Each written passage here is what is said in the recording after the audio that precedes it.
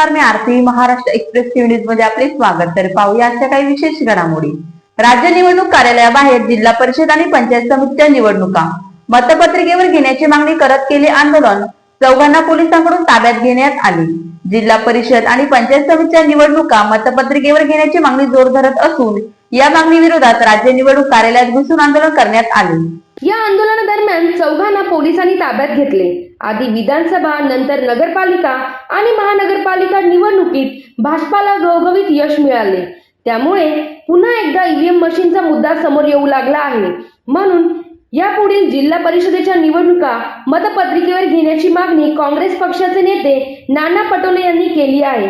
हीच मागणी घेऊन धर्मवीर छत्रपती संभाजीराजे शौर्य प्रतिष्ठानच्या कार्यकर्त्यांनी थेट राज्य निवडणूक कार्यालयात घुसून आंदोलन केले. ईव्हीएम हटाओ, देश बचाओ अशा प्रकारच्या घोषणा देत कार्यकर्त्यांनी एकच गोंधळ घातला.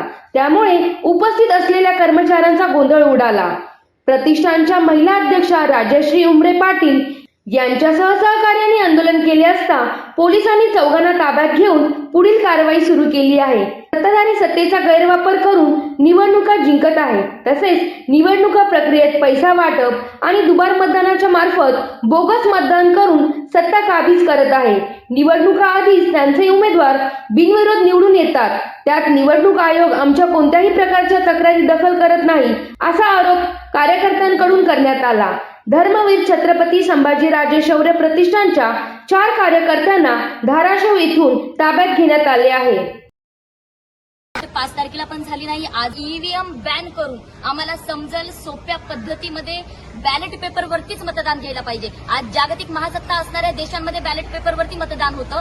आज कर्नाटकमध्ये सुद्धा ईव्हीएम बॅन करून बॅलेट पेपरवरती मतदान घेण्यात आलं. मग याच राज्य निवडणूक आयोगाला कोणाचा पुळका आहे? कोणाच्या सांगण्यावरून तुम्ही ईव्हीएम वरती मतदान घेतात?